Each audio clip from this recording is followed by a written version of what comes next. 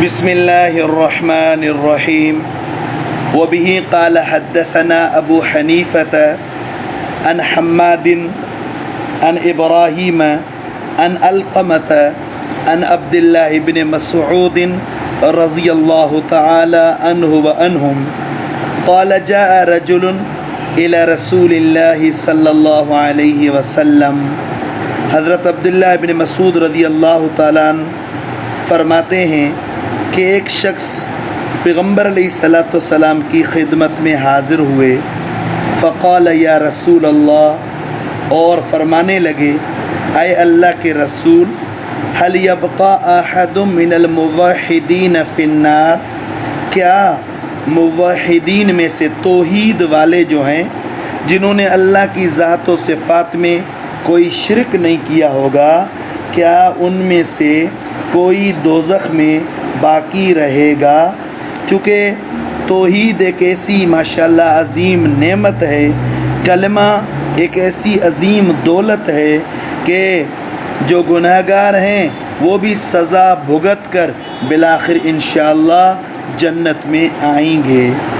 تو اس سائل نے پیغمبر علیہ السلام سے یہ پوچھا، قال نعم رجل فی قار جہنم ینادی بالحنان المنان.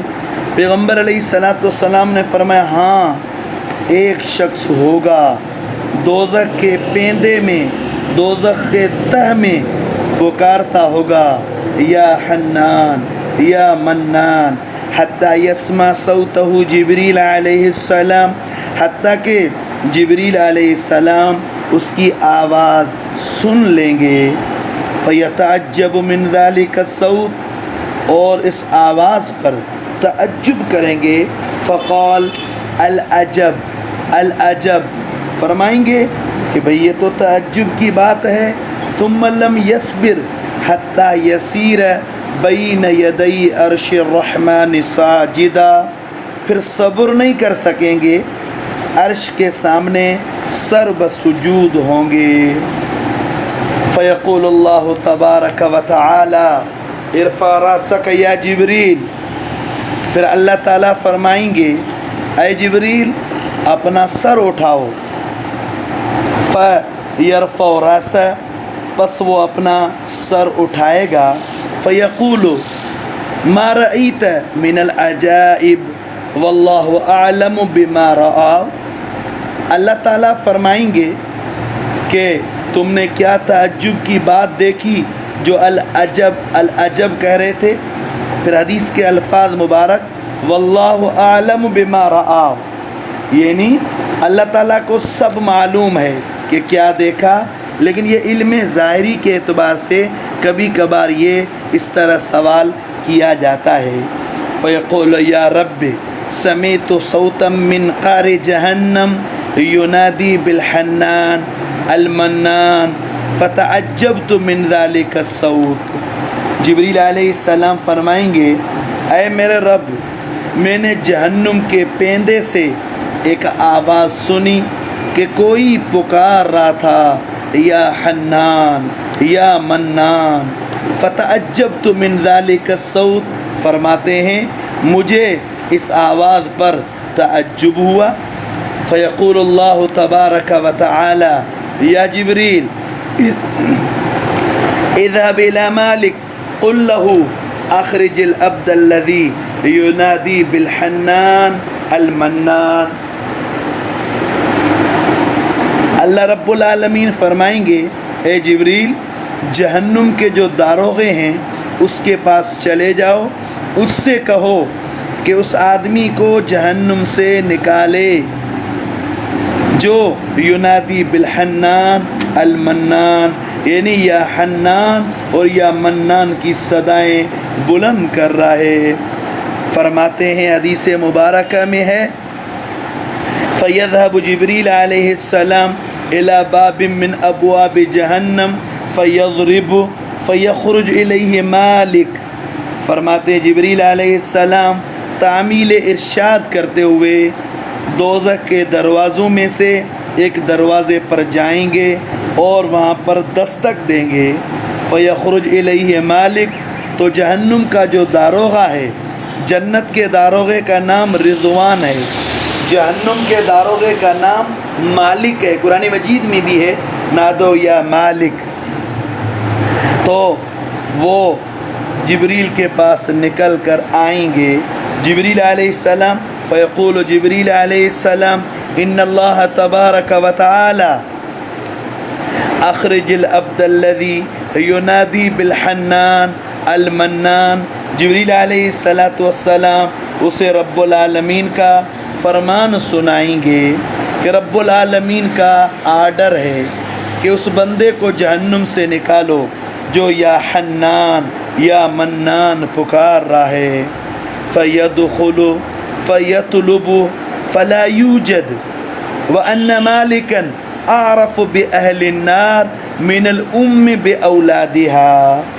فرماتے ہیں پھر جہنم کا داروغہ تعمیل ارشاد کرتے ہوئے دوزخ کے اندر جائے گا، اس کی تلاش کرے گا، فلا یوجد مگر اس کو نہ پائے گا، حالانکہ پیغمبر علیہ السلام نے فرمایا وَأَنَّ مَالِكًا أَعْرَفُ بِأَهْلِ النَّارِ، جو مالک ہے یعنی جہنم کا داروغہ، وہ جس طرح ماں اپنی اولاد کو پہچانتی ہے، اس میں ذرا پھر بھی اشکال ہو سکتا ہے، لیکن جہنم کا داروغہ مالک وہ دوزخیوں کو اس سے بھی زیادہ پہچانتا ہوگا، لیکن اللہ کا نظام وہ حیران ہو کر فیخرج واپس نکل کر آئے گا، فیقول لجبریل ان جہنم زفرت زفرہ، اللہ بچائے، جبریل سے آ کر کہے گا کہ بھئی جہنم نے ایک ایسا سانس لیا ہے، یعنی ایسی جہنم کے اندر بھڑکی ہے، ایسی بھڑکی، لا اعرف الحجارۃ من الحدید ولا الحدید من الرجال، میں پتھر اور لوہے میں سے، لوہے اور آدمی میں سے تمییز نہیں کر سکتا۔ فیرجع جبریل علیہ السلام حتی یسیر بین یدی عرش الرحمن ساجدہ۔ دیکھو اللہ کا ذکر کرنے والا، اس کے لیے فرشتے کے دل میں کتنی محبت آ گئی ہے۔ جبریل علیہ السلام واپس تشریف لے کر جائیں گے اور عرش کے سامنے سجدہ ریز ہو جائیں گے، پھر رب العالمین وہی آرڈر جاری فرمائیں گے، فیقول اللہ تبارک و تعالی ارفع رأسک یا جبریل لم لم تجی بعبدی۔ اللہ تعالیٰ کو علم تو ہے، پھر فرمائیں گے جبریل آپ میرے بندے کو کیوں نہیں لائے؟ تو جبریل علیہ السلام فیقول یا رب ان مالکا یقول ان جہنم قد زفرت زفرہ لا اعرف الحجر من الحدید ولا الحدید من الرجال۔ جبریل علیہ السلام عرض کریں گے مولا جہنم کا داروغہ وہ تو اس طرح عرض کر رہا ہے کہ دوزخ نے ایک ایسا سانس لیا ہے کہ میں پتھر کو لوہے سے اور لوہے کو آدمی سے تمییز نہیں کر سکتا۔ فیقول اللہ عز وجل قل لمالک، اللہ کا فضل تو دیکھو، ان عبدی فی قار کذا و کذا فی ستر کذا و کذا وفی زاویت کذا و کذا۔ رب العالمین فرمائیں گے جا کر جہنم کے داروغے کو بتاؤ کہ میرا بندہ ان گڑھوں کے اندر اور ایسی پوشیدگیوں کے اندر یا ایسے پردوں کے اندر اور اس طرح کے کونوں میں ہے۔ فرماتے ہیں پھر جبریل علیہ السلام جائیں گے فیخبرہ بذالک، اور جہنم کے داروغے کو بتائیں گے، فیدخل مالک، پھر مالک جائے گا، اللہ، فیجدہ مطروحا منکوسا مشدودا ناسیتہ الی قدمی ویداہ الی عنقہ۔ پھر جب جہنم کا داروغہ اندر جائے گا اسی ایڈریس پر اس کو پالے گا، لیکن وہ اس حالت میں ہوگا کہ اوندھا اور اس کی پیشانی قدموں سے بندھی ہوئی ہوگی، اس کے ہاتھ اس کی گردن میں پڑے ہوئے ہوں گے. اور اس طرح فرمایا وَاجْتَمَعَتْ عَلَيْهِ الْحَيَّاتُ وَالْعَقَارِبُ، سانپ اور بچھو اس پر لپٹے ہوئے ہوں گے. فرماتے ہیں پھر چونکہ اللہ کا آرڈر اور حکم ہے ثم يجذبه جذبۃ، پھر کیا کرے گا؟ جہنم کا داروغہ اسے جھٹکے سے یوں ہلائے گا. ہلانے سے کیا ہوگا؟ فرماتے ہیں کہ ہلانے سے حتی تنقطع من السلاسل والاغلال، اور اس سے جو بھئی زنجیریں ہیں جو جن میں جکڑا ہوا ہے وہ سب، جو توق ہیں وہ سب ٹوٹ کر گریں گے. پھر ثم یجذب جذبۃ اخری، پھر دوبارہ جھٹکا دے گا اور اس مرتبہ جتنے سانپ اور بچھو ہوں گے وہ بھی گر جائیں گے. پھر فیسیرہ فی ماء الحیات، پھر نہر حیات میں لے کر جائیں گے اور چشمہ حیات میں اس کو ڈالیں گے. اس سے ڈال کر سبحان اللہ فیدفع الی جبریل، پھر جبریل کے حوالے کریں گے. فیاخذ بناصیتہ، جبریل اس کو پیشانی سے پکڑ کر کھینچتے ہوئے لے جائیں گے. اور فرماتے ہیں فما مر به جبریل علی ملأ من الملائکہ، اب جبریل جب اس کو لے کر جا رہے ہوں گے فرشتوں کے جس مجمع سے گزریں گے الا وہم یقولون، مگر وہ کہیں گے اف لہذا العبد، اف لہذا العبد، افسوس ہے اس بندے پر. حتیٰ کہ جبریل علیہ السلام اللہ کے عرش کے سامنے سجدہ ریز ہوں گے. فیقول اللہ تبارک و تعالی ارفع راسک یا جبریل، جبریل اپنا سر مبارک اٹھاؤ. ویقول اللہ تبارک و تعالی، اب رب العالمین اپنے بندے سے مخاطب ہوں گے، فرمائیں گے عبدی، اے میرے بندے، الم اخلقک بخلق حسن، میں نے آپ کو اچھی شکل میں پیدا نہیں کیا تھا، خوبصورت شکل میں پیدا نہیں کیا تھا. الم ارسل الیک رسولا، کیا میں نے تیری طرف رسول نہیں بھیجے؟ الم یقرأ علیک کتابی، کیا ان انبیاء علیہ السلام نے آپ کے اوپر میری کتاب کو پڑھ کر آپ کو سمجھایا نہیں تھا؟ الم یأمرک، آپ کو اچھائیوں کا حکم نہیں کیا تھا؟ وینہک، اور آپ کو برائیوں سے نہیں روکا تھا؟ حتی یقر العبد، حتیٰ کہ بندہ بھی اقرار کرے گا ہاں مولا، یا رب ظلمت نفسی، مولا میں نے اپنی جان پر ظلم کیا.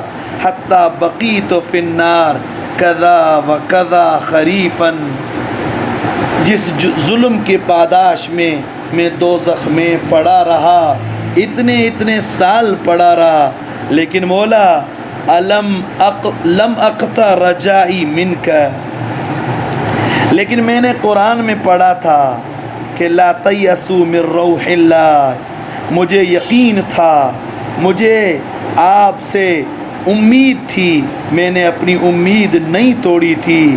میں آپ کو یا حنان یا منان کہہ کر پکارتا تھا. وَأَخْرَجْتَنِي بِفَضْلِكَ، آپ نے اپنے فضل سے مجھے نکال دیا. فَارْحَمْنِي بِرَحْمَتِكَ، اپنے رحمت کے طفیل مجھ پر رحم فرمایا. فیقول اللہ تبارک و تعالی اشہدوا یا ملائکی یا ملائکتی، گواہ رہو میرے فرشتوں، میں نے اس کو معاف کر دیا. یہ عظیم حدیث، دعا کریں اللہ تعالی حضرت حسن بصری رحمۃ اللہ علیہ جیسا جلیل القدر محدث مفسر تابعی ہیں، فرما رہے ہیں کاش کہ وہ بندہ میں ہوتا. اس سے آپ اندازہ کرو کہ یہ کتنے اللہ والے کس قدر تڑپتے تھے. دعا کریں اللہ تعالی عمل کرنے کی توفیق نصیب فرمائے.